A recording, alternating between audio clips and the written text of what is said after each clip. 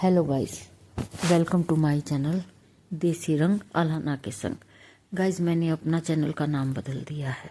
शायद आपको मेरा पहला चैनल का नाम पसंद नहीं आया, आप लोगों ने कम सब्सक्राइब किया, कम लाइक किया। मैंने सोचा अपने चैनल का नाम बदल दूं। मैं फिर आज एक हॉरर स्टोरी लेके आई हूँ, जो कि मेरा चैनल है देसी रंग अलाना के संग। स्टोरी है एक ट्रेन की, रियल लाइफ स्टोरी है गाइस। थोड़ा ध्यान से सुने, ये कोई कहानी नहीं है, ये किसी के साथ सच में घटी घटना पर आधारित है।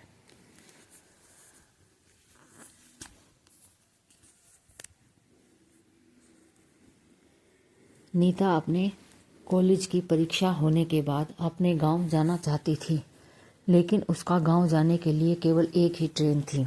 इसलिए उसने 2 महीने पहले ही टिकट के लिए आवेदन दे दिया था, लेकिन उसके टिकट का स्टेटस अभी तक वेटिंग लिस्ट ही थी।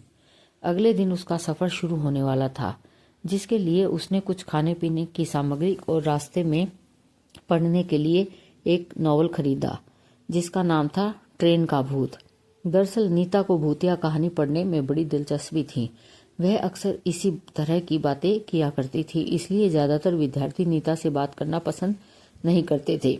नीता को भी अकेले रहना पसंद था, इसलिए किसी के से बात करने ना करने से उसे कोई खास फर्क नहीं पड़ता था। दूसरे दिन नीता रेलवे स्टेशन पहुंच जाती है, लेकिन अभी तक उसकी वेटिंग लिस्ट क्लियर नहीं हुई थी।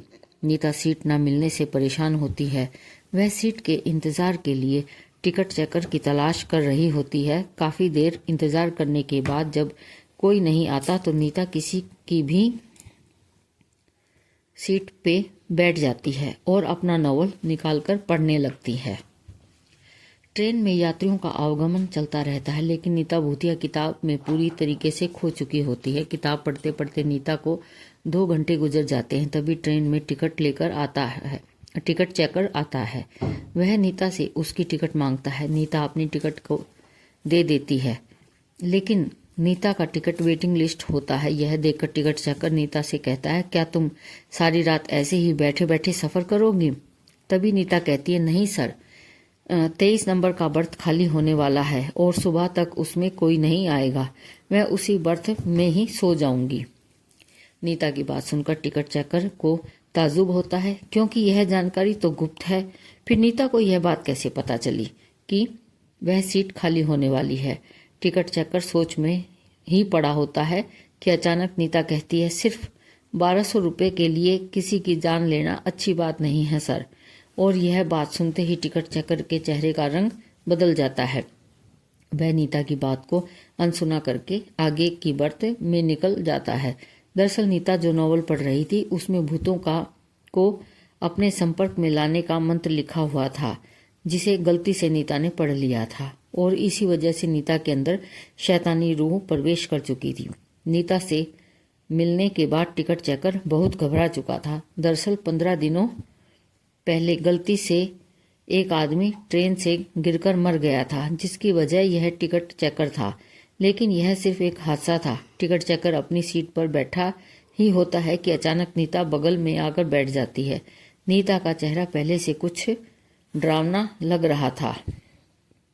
उसके बाल बिखरे हुए थे और आंखों में काजल फैल चुका था। नीता देखने में ऐसी लग रही थी मानो कोई डरावनी चुड़ैल हो। नीता को देखते ही दहशत की वजह से टिकट चेकर बेहोश हो जाता है।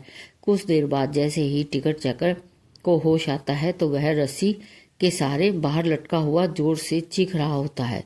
उसकी आवाज़ सुनकर रेल के सभी यात्री इकट्ठा हो जाते हैं, लेकिन नीता के डरावने चेहरे की वजह से किसी की हिम्मत उसे बचाने की नहीं होती। यात्रियों के बीच में एक भिक्षु भी यात्रा कर रहे होते हैं। वह बहुत देर से आंख बंद करके अपने ध्यान में बैठे हुए थे, लेकिन यात्रियों की चीख पुकार सुनकर उनका ध्यान भंग हो जाता है और वह क्रोधित हो जाते हैं। लेकिन जैसे ही उनकी नज़र बाहर लटके हुए टिकट चेकर पर पड़ती है तो वह अपनी जगह से खड़े होकर नीता के पास पहुंचते हैं और ऊंचे स्वर में कहते हैं, तुम उसे छोड़ दो, तुम्हारे साथ न्याय होगा।